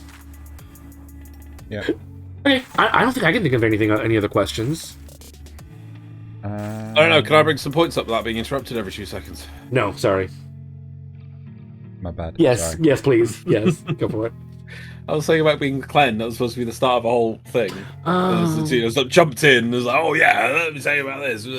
Okay, so yeah, I will once again say that cleanliness is important, and the reason why is you're going to be spending a lot of time with people you don't know. It's first impressions, and you don't want the first impression to be these people to be, you're smelling horrendous. So that's one important thing. Next thing I was going to talk about was people doing cosplay. So always be courteous and ask for things. Don't just take random photos. They'll have most people doing cosplay. Obviously, they're there dressing in a costume, and they're there to have photos taken. So just be polite. Ask. Obviously, it's going to be the rules of the convention, but do not touch people. Just want to say, because it does come up as an issue a lot of the time. So do people like ask nicely, and people will pose for you and do whatever you want. So just be polite to people. Go, obviously, as Xeno pointed out earlier, when you see people resting or whatever, eating a sandwich, don't be like, oh yeah, now's my time to get a photo. Can I do a photo, please? Just be patient, be polite, and you can interact with people better. One thing I would say is that you could do is ahead of time. There's obviously normally message boards or social media for these events. It can be useful sometimes to try and find people who are going to be attending the event to talk to beforehand, so that if you're going by yourself, by the way, so that way, or just do a group of you, so that you'll have other people to meet up with at the event. It can be, you both people will be going there, and more than likely, you're both there because of anime, so you have something to talk about. Get some people to talk to beforehand, which is really important. That could be helpful. What else was I going to say? There was more points, but because someone interrupted me, I can't remember them all now. Got some other good points about what you should do. While you're thinking about that, do you mind if I ask another? Go for it. Have you ever worried about your money, like your wallet and stuff being stolen, or anything like that? Have you felt safe there, or have you felt like, oh, I need to worry about pickpockets? I'm going to keep my wallet in my front pocket. Yeah. I normally wear like cargo trousers, so my pockets are all like just above my knees, so people can't easily get to them. Okay. They're also like zipped and things like that. So there you go. Yeah. I don't really have that big a concern with that sort of stuff. I would say if you've bought a big haul from the convention, be careful about, probably best to, when you've got everything you want, return it to where you're living so it's safely locked away. Don't carry it around all day. Be like, oh, well, I just want to see this panel. Oh, look, you look after this when I go to the toilet and things. You might drop things, lose things, or people might disappear. Good point. To emphasize Loz's point, yes, keep track of all your belongings. I had one friend who wanted to buy some DVDs, and he was... I want to say he was badgering me. Maybe it's not as bad as I describe it. He asked if he could borrow some money and everything, if I could buy them for him, and he would pay me back. I had literally just bought... This is the fastest I've ever moved, by the way, to get this t-shirt. I flew to get this t-shirt from a stand, and I bought it and everything. And then he turned around and said, "Oh, could I get some money to buy this DVDs?" And I was like, okay, fine. I put the bag down with the t-shirt in it. On the front of a desk or the end of a desk. Yeah. Oh no. Oh no. It got left behind. Oh no, Xeno. Oh no. Oh. Yeah, I wasn't gonna bring it up, but Xeno's very sad about it. It was a guy with a t-shirt. I was so sad about it. That hurts. That hurts me deep inside. The worst thing was that the friend was being a right dick about it. You know. But regardless of that, huh? Bit of a dick of a friend, really. Yeah. But regardless, yes, for the love of God, keep track of your shit. You don't want to do Both that. the shit you bring with you and the shit you buy there. Yes. Like, you know, take a big backpack with you so you can put as much of it in your backpack as you can. And then, you know, that thing should be on your back. But once you've got your stuff, take it back to Yeah. You know, I like that idea. You know, or if you're going as a group of friends, ask one friend. I mean, I would happily do it. Wear a big backpack and store stuff in there. You know, if you don't want to lose it, you know, it's always good. I was going to explain. You made a comment earlier about gophering and what gophering is. So just so people don't know, if you want, cons obviously have all these people, and they're normally people running the con are not being paid. Most people get a con. If it is, it's very little. It's just like a few expenses and things. And normally it gets donated to charities, which I think is shocking. But during the convention, they need people to help run around, do simple messaging, sit on panels. Say like you got a panel, someone has to bring the microphone around to everyone. And so all these, you know, or you need somebody to greet people at doors, or to stop people, or you can't come in here yet, or can you keep people away, that kind of thing. The term normally gets covered in the term gophering.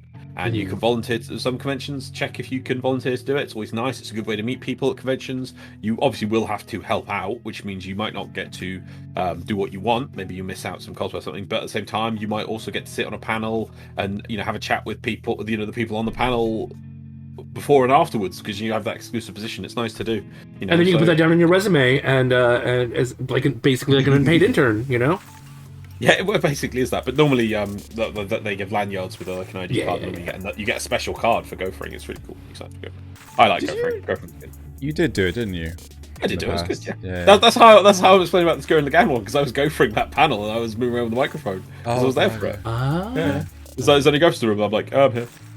It's like, can you do this? I'm like, yeah. That's cool. That's cool. It was good. It's good. It's a good way. Good way to get in for free and no, you don't get it for free. You have to buy your ticket, and then you volunteer. Yeah. Oh. Yeah. So you actually attend the convention, but then you're volunteering your time to support the thing. But at the same time, you know, there's normally not normally enough gophers to cover everything, and they're not going to slave work you. It's normally like, can you just nicely do a few things here and there, and you know, most people are happy to do it, and you know, it just covers things and helps people out. Yeah, so. That's cool. I remember there was one of the one of the conventions that I went to. I think this is before I even knew Loz, and we were sat there in one of the showrooms and everything, and there was no gopher. There was no one monitoring the room at all, and so the show that we were watching finished, and we were sat there for like 5-10 minutes waiting for the next thing to come on. Nothing came on, so my mate basically got up and went to the laptop, which was unlocked, and then just put something on. And he just put something random on. After, I think, 2 episodes, someone turned up. It was like, this isn't supposed to be on?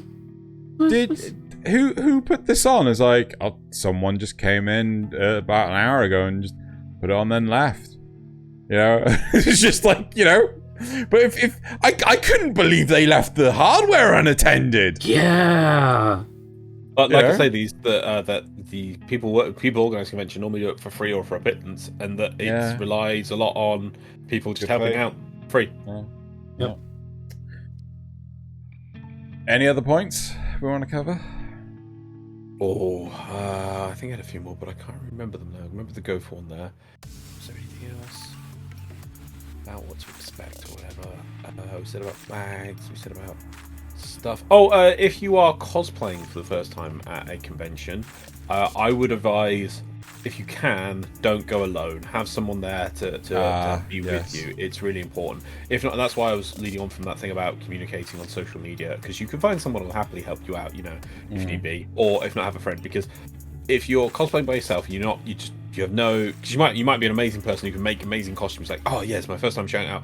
It can be a lot of effort wearing. It can be heavy. You need somebody to carry extra stuff, carry some water for you. Maybe some cooling materials or something, or even just your coat for when it gets cold or rainy or anything, or an umbrella. So it's always best to try and have someone to help you out, and be nice to that person as well. Do pay them back for it. But it's massively important to have some, because it can be a lot of work cosplaying, more than you think. It's not just you put on a costume and you get to stand around and people take pictures. There's a lot more support that needs required, because it's not cosplay costumes are not actual workable real life clothes. They break apart really easily. Also, if you are going to cosplay, invest in researching about that. Normally they'll have a repair station or something, or an area for cosplayers to rest and things. But research into what can break, what to bring, what might happen to you. There's loads of better guides than just. Which is another good reason to have a friend with you, so you can carry that stuff. Yes, they get sewing materials, super glue. Yeah, as I said, I super glue things to my face. Duct tape, also really useful. Making things together. Duct tape's been used in the fashion industry for decades. I'll also say, so again, if you're unable to talk properly, right, having a friend there to actually translate muffle goes a long way. So I remember two sides of this story, actually. I saw someone dressed up as Celti from Durara, and I had no idea who the character was. I was trying to ask, but they had their helmet on. I couldn't hear a word they were saying. I was like, oh, okay, sorry, I'll, having imagine someone there. You can have a Bluetooth headset on in the costume, and you can be talking to your friend. These days that technology exists. But back then, back then it did not exist. But then again, it's still a lot of effort to get that kind of thing working. And if it breaks as well, The other side is doing it on behalf of a friend. So again, I had a friend who dressed up, had full foam head on and everything. No one could hear anything they were saying, and I basically was like, so, what character are you? And so I would speak on their behalf, because taking the head on and off was such a chore. It was just making their life so much possible. So, I mean, the whole idea of the Bluetooth headset thing is an ingenious idea. Have that connected to a speaker, and I was just saying having it on a phone that you can talk to your friend with. But having it on a speaker, Well, technology is getting a lot more compact and portable, and be able to fit into costumes.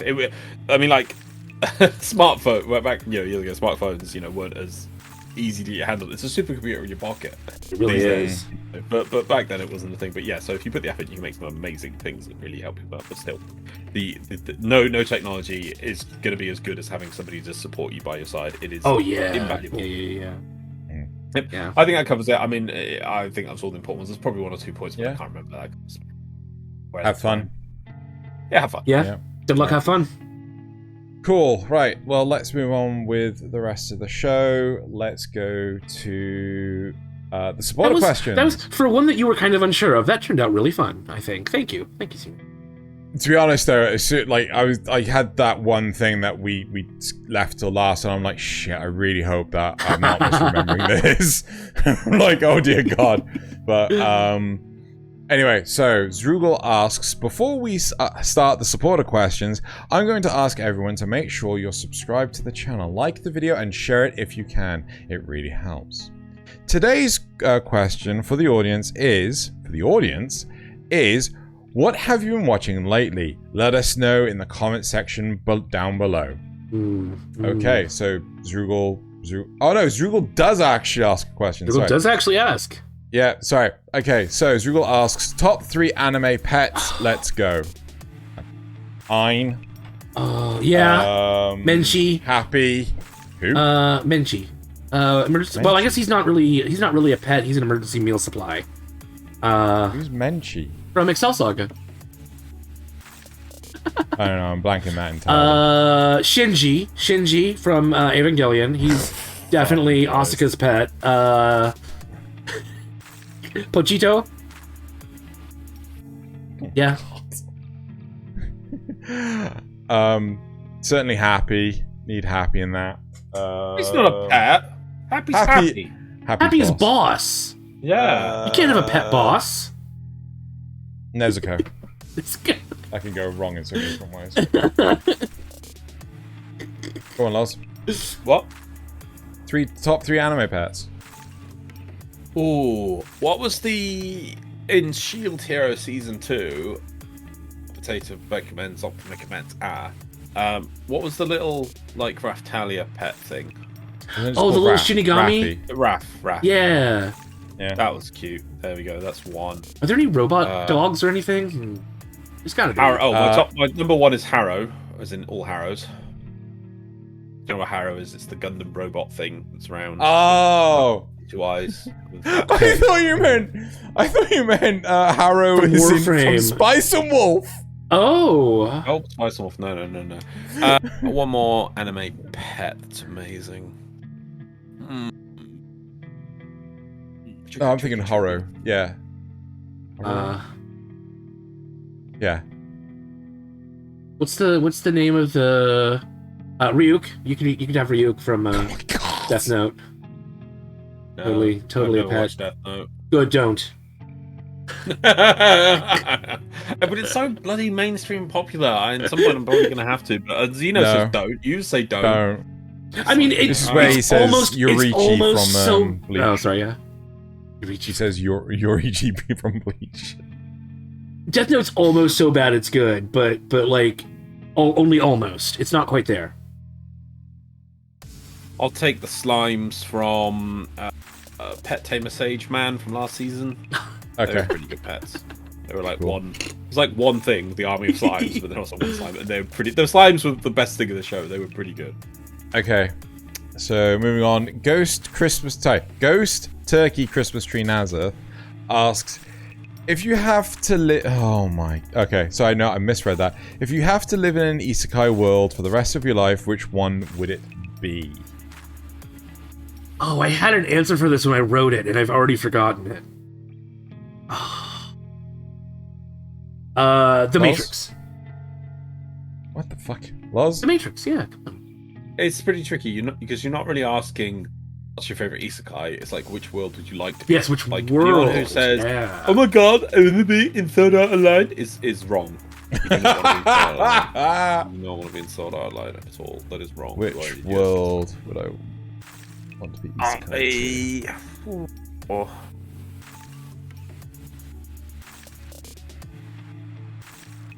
No, bear in mind, you may not necessarily have any special powers. You may just be there as a normal, That's the point. And just, it's like, are you you being protagonist, or are you just in the world?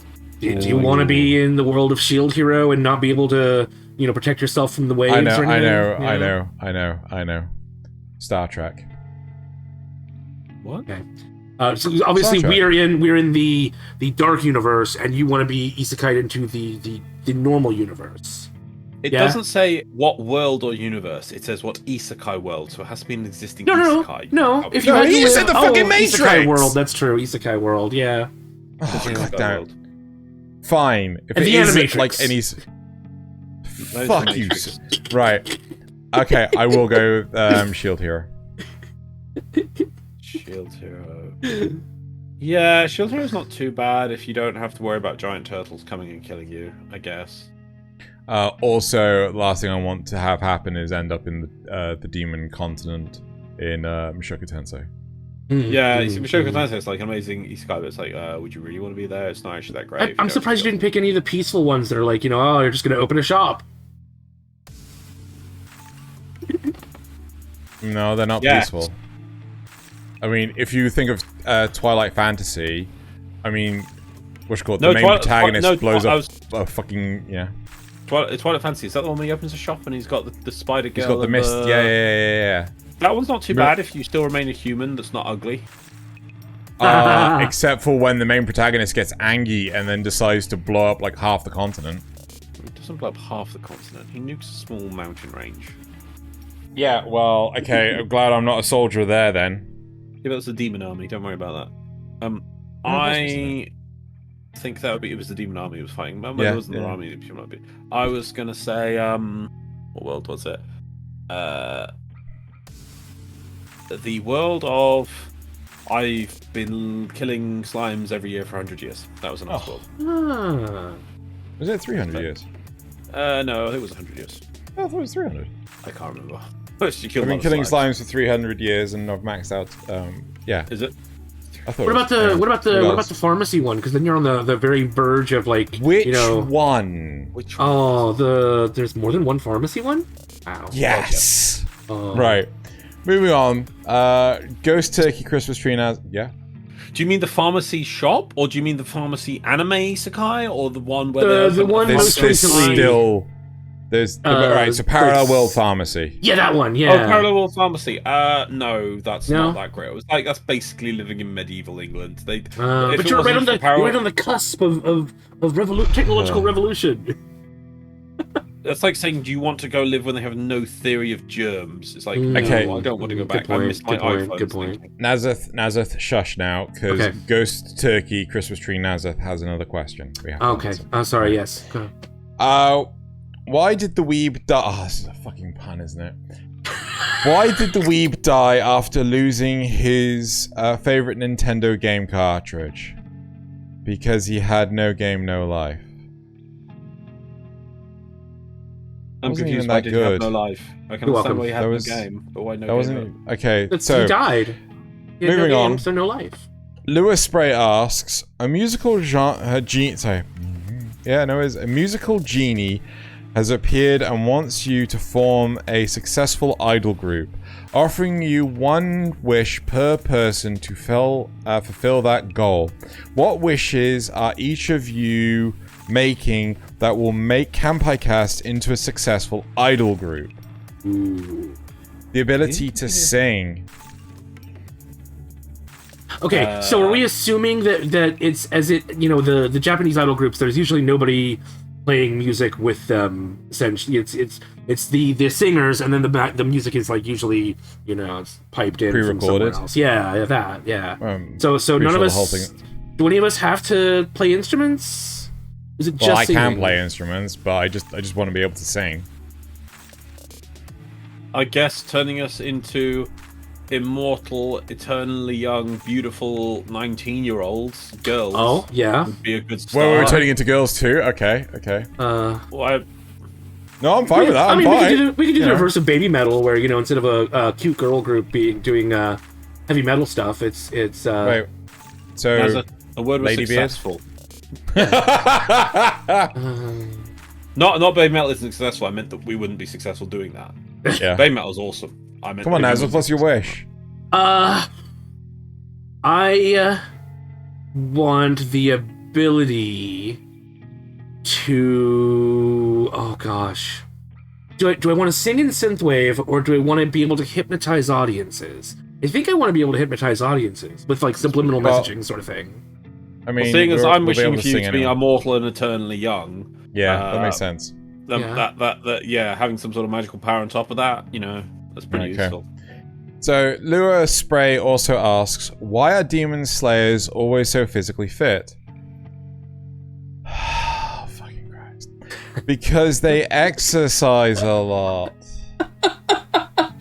The jokes are terrible, but it's your reactions that sell them.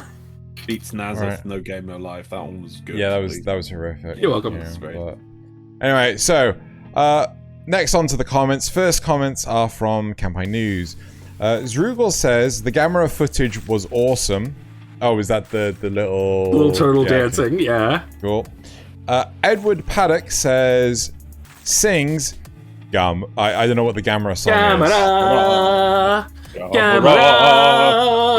Gamera is really neat. Gamera is full of meat. We all love him. Gamera. See, Okay, so this is actually good. from MST3K when they did a riff on the actual Gamera theme song. Okay. And then Stromber's Void Shell says, "Good job, Gumby." Gumby Guy. Sorry, yes. He'll Because put this Gumby's week's doing news the too. Yeah. So Yeah. very very nice. And now on to last week's Kanpai Cast comments. So as Rugal says, honestly, if actual studios used spinning wheels, we'd probably have more variety. This is a really cool episode. I really enjoyed it. Oh, thank God, because I still hate my first one. The commercial Xeno was talking. Yeah, it's a dog called Doggy. What it was called. No, it was the lizard called Scrappy. I can't remember. No, Chester? No, I don't know.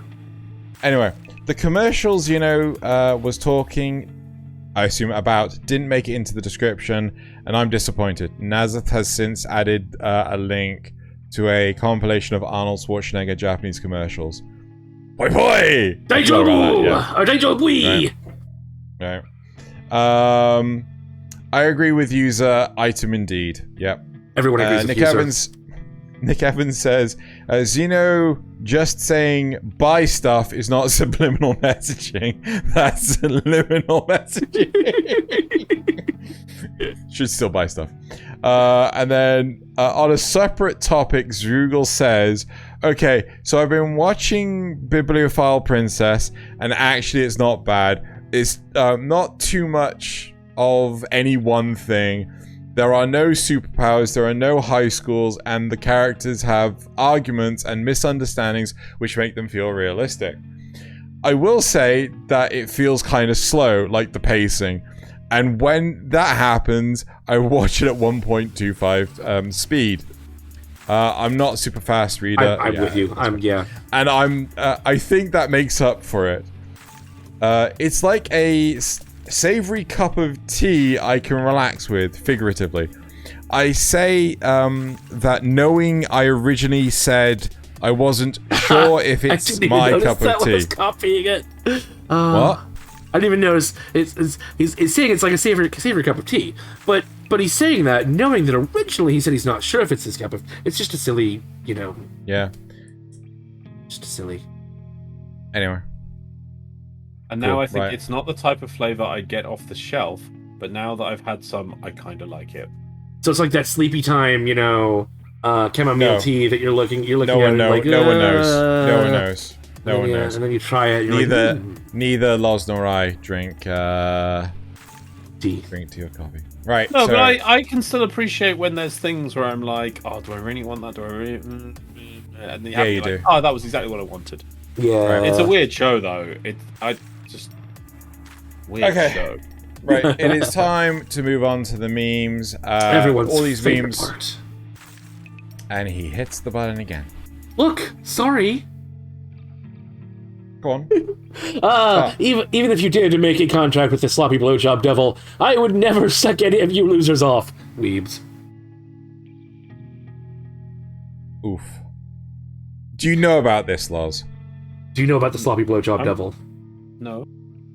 So, for some strange reason, Reddit has it in its head that... Oh god, I can't remember her name. It's not Jimeno, is it? That's the other one. No, it's not Jimeno. It's like, Kenneby or something, I can't remember. Oh, yeah. She has a devil with the she has a contract with the sloppy blowjob devil, right? Is it that they never explain what she did? Yes. She has not revealed what her devil is, but Reddit has, for some strange reason, believed she has the sloppy blowjob devil. Well, didn't she say it was either this or sex work or something? Yes. Yeah, that's probably why. But that's because she's supposed to support her. No, this existed before that episode, right? Oh. I don't know why this has come about. I really don't. But yeah, so Reddit has it in their head. Well, I mean, like, I think it's supposed to be that all men fear a sloppy blowjob. So, but it's a weird. 100% afraid of it. Yep. Next. Anyway. The Japanizing beam, and it turns it into What the fuck? This is from Summertime Rendering. This is the real Ushio, and this is her shadow clone. Don't know what you're talking about. Never heard of it. Yeah. I love the Japanizing beam. It's amazing. Yep. Excellent technology. Oh. Okay. But this one's not so bad. Yeah. Yeah, this one's not so bad. Okay. I like that. Oh, Himeno from Chainsaw Man, Misato from Evangelion, B-Horn. Oh my god. There were a lot of these this week about how Himeno is. Yeah. Okay. Which one's Himeno? That's the one with the eye patch. The one with the eye patch. I see. I don't know why Kabani has a sloppy Joe blowjob devil, and at this point, I'm too afraid to ask. Yeah. There were so many Chainsaw Man memes this week. I couldn't move without tripping over one. And finally, fuck.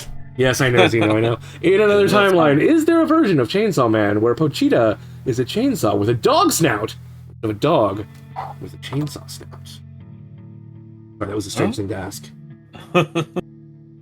Right, moving on. I can't remember what mine are. Right, so move on to my first one. Every masterpiece has a cheap copy. I'm laughing too much at that. Right. Anya Forger, you failed the test. You failed to educate me. Yep. Elegant! What an elegant response! Sorry.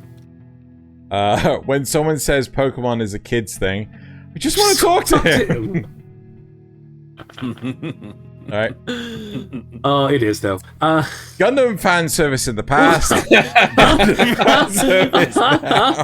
That's awesome. I should have put this higher. I loved that video so much they made. It was just oh god, it's so bad. It's so amazing. Next. This is brilliant. But I like this. And we got Attack on Titan and 86. 86 is the better one. I should watch 86 Mainly one because day. it has a freaking ending. Yeah, Attack on or an ending where it's like, this is an okay point to stop, but we can continue the show. But you know, we're happy to stop here. We're happy, it's fine. Has a season 2 been announced? There's a season 2. No, there's been a part 2. I do not know. There's definitely enough manga for it, I can tell you that, but I've not heard anything. Okay, and then my last one. Look. Hooters is just maid cafes for Americans. I mean, it's not wrong. Not wrong. Did you know that there's a male version of Hooters called Peckers, and it's like pecking bird, hummingbird, not pecking birds. What are they called? Woodpeckers. That's the one. Yeah, woodpecking birds. Yeah. Woodpecking birds, just woodpecking birds. Right. Woodpecking birds. Okay. You know those things. Well, that's it for the memes. If you want to see more memes, go on to twitter.com/Kanpai_cast, where we put 2 to 3 memes up daily. And unless Reddit decides to delete the meme, like they like to. Yes. Yeah. Yeah, so that's it for this week. I don't think we picked anything for next week yet. We haven't. What the hell does that say? A spring, a magical thing. Everyone knows it's Slinky. I could have done, what goes downstairs alone or in pairs was over your neighbor's dog. Great for a snack and fits on your back. It's log, log, log. You know. So fuck knows what Nasuth is doing, but regardless. Do you not know what Slinkies are? Okay. Yes, of course I know what a fucking Slinky is. Anyway, that's it for this week's episode. Thank you very much for watching / listening. And now it's time to bottoms up and Kanpai!